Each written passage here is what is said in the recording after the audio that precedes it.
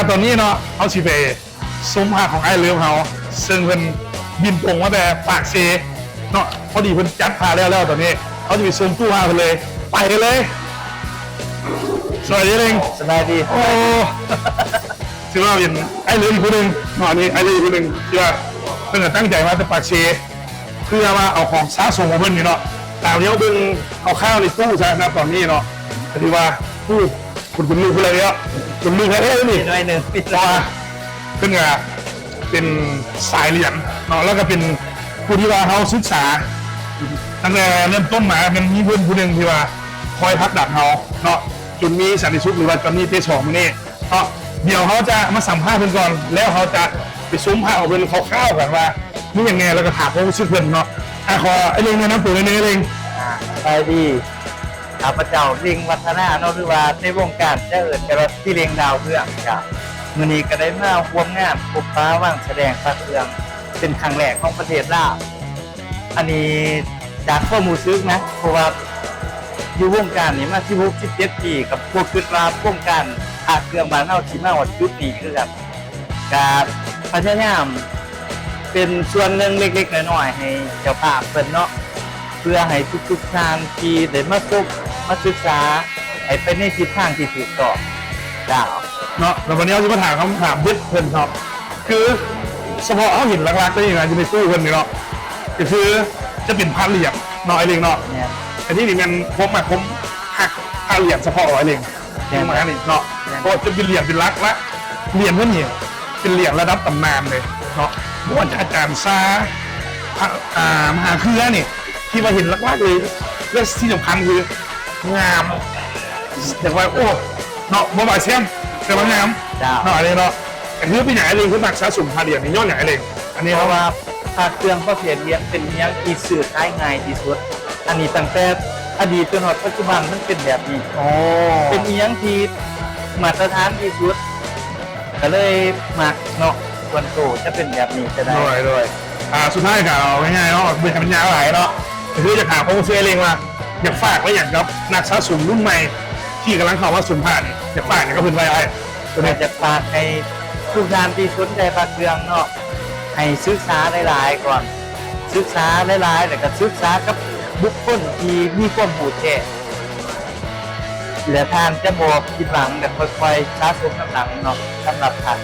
เอาเก็บยามได้ก็ได้เพราะแต่ให้เรามีความรู้ก่อน โอเคเนาะ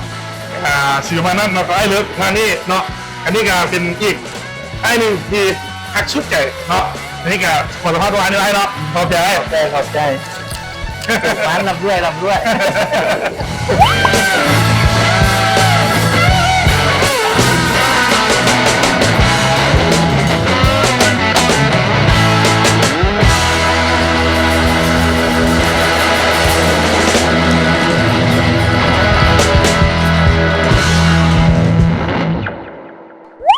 นี่เนาะแล้วก็ตอนนี้เอามาพบเขา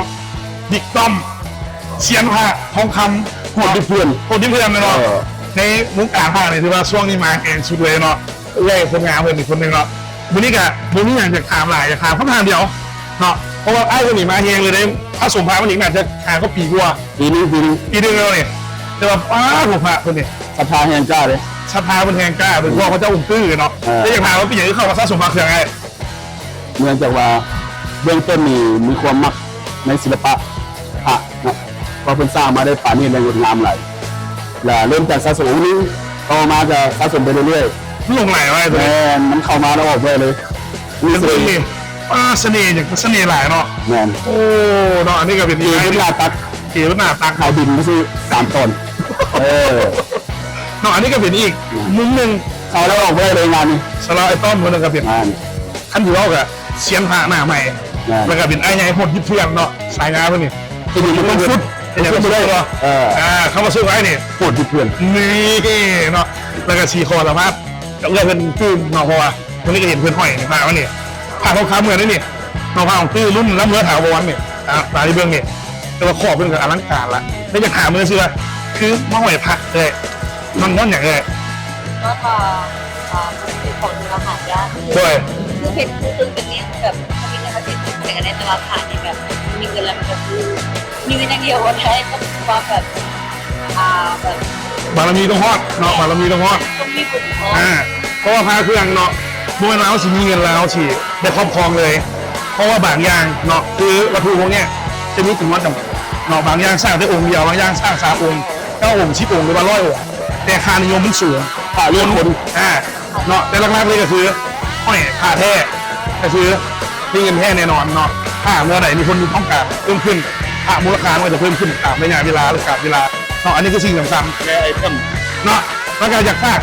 สโลแกนของได้ครั้งสุดท้ายไอ้ฝาก โป เล ร ย ดที่เพื่อนโปรดที่เพื่อน นี่กดยูเทียเลยเนาะพาเพิ่นพาชมหน่อยนี่